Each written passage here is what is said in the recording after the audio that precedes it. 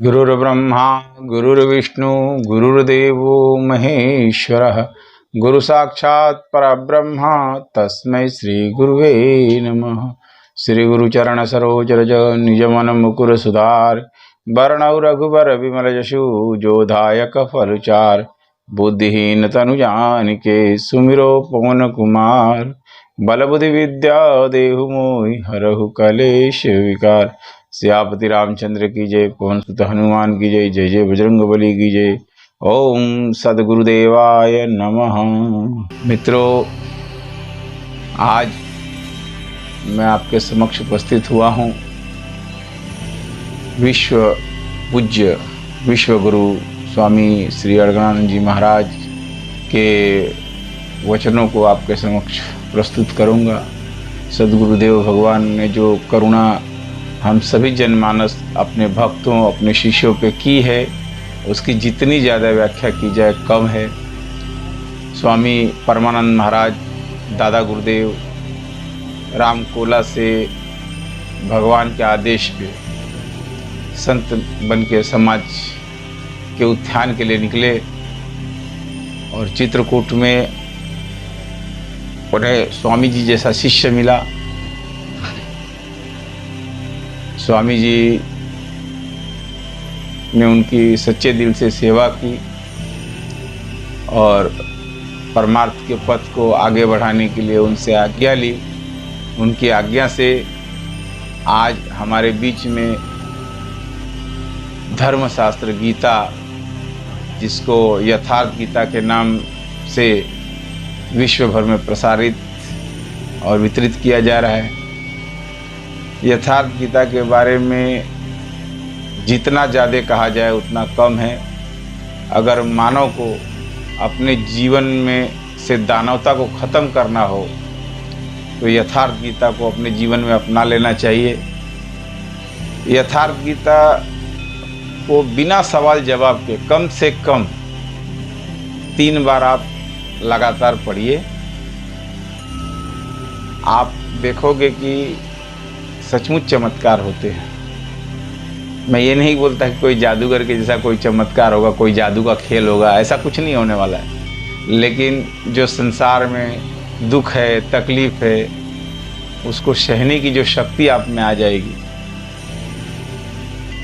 मानवता के प्रति प्रेम करने की जो भावना आप में आ जाएगी, सद्गुरु का सानिध्य क्या होता है, सद्गुरु कैसे ईश्वर रूप में हमारे हृदय में ही बैठ के हमारा मार्ग प्रशस्त करते हैं,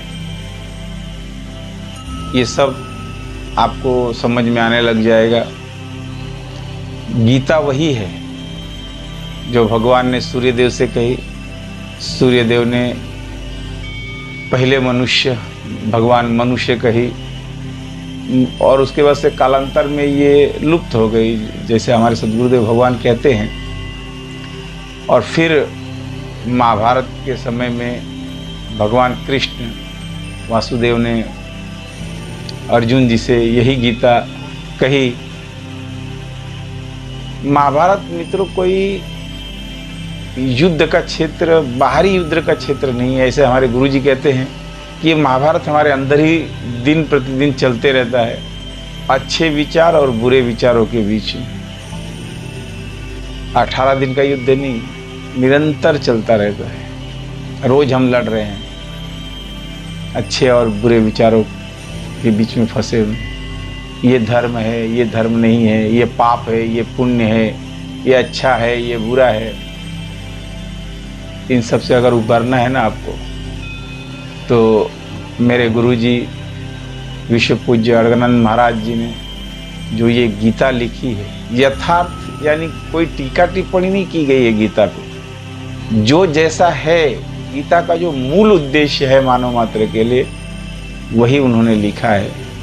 संत महापुरुषों ने जो गीता को समझा और गीता को जाना, सचमुच में जैसी है उस हिसाब में जाना, उसकी व्याख्या की। दुर्योधन कौन है, अर्जुन कौन है, धृतराष्ट्र कौन है, ये सब हमारे भीतर बैठे हुए हैं। और अर्जुन जो है, सदगुरुदेव भगवान कहते हैं अनुराग ही अर्जुन है, युद्ध कर रहा है इनसे, गांडीव लिए हुए।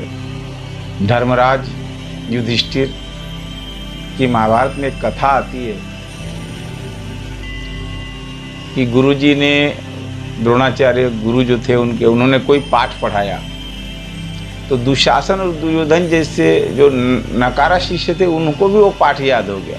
बाकी अर्जुन वगैरह तो काफ़ी होशियार छात्र थे, लेकिन युधिष्ठिर को पाठ याद नहीं हो रहा था। कई दिन गुरुजी उठाते, सबके बीच में उनको डांटते, फटकार लगाते, अरे इतना साधारण सा श्लोक है, तुम्हें याद क्यों नहीं हो रहा है? उसके लिए वो डांट सुनते।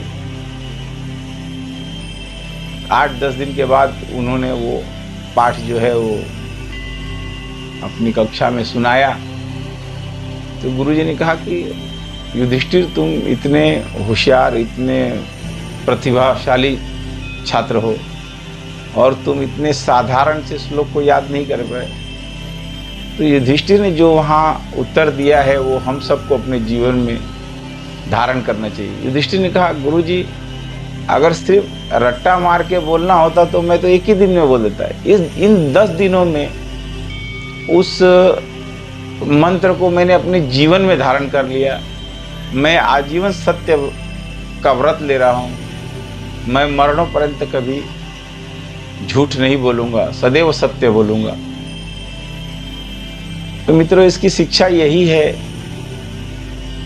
कि गीता पढ़ लें या गुरु भगवान की यथार्थ गीता पढ़ लें और कोई धर्मशास्त्र पढ़ लें, रोज सत्संग जाएं, गुरु भगवंतों की वाणी सुने, महापुरुषों की वाणी सुने, लेकिन अगर हमारे जीवन में वो चरित्र निर्माण नहीं हो पा रहा है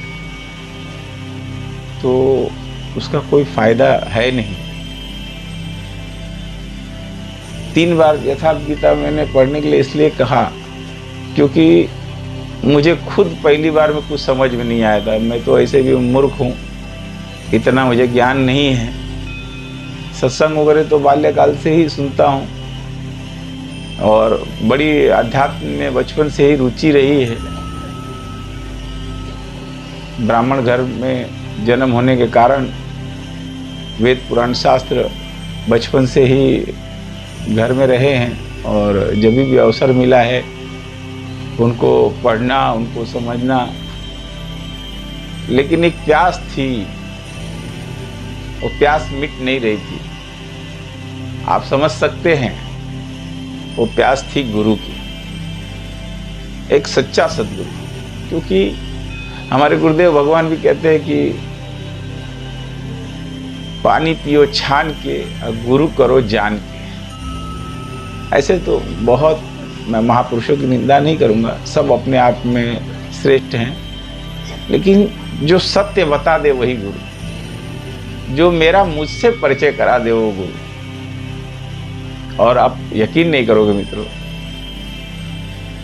मैं पालघर आश्रम में काफ़ी सालों से जाता रहा हूँ, इतना जुड़ा हुआ नहीं था। पालघर में जब स्वामी जी आने को होते थे तो पूरा पालघर में कोलाहल मच जाता था कि स्वामी जी आ रहे हैं, स्वामी जी आ रहे हैं।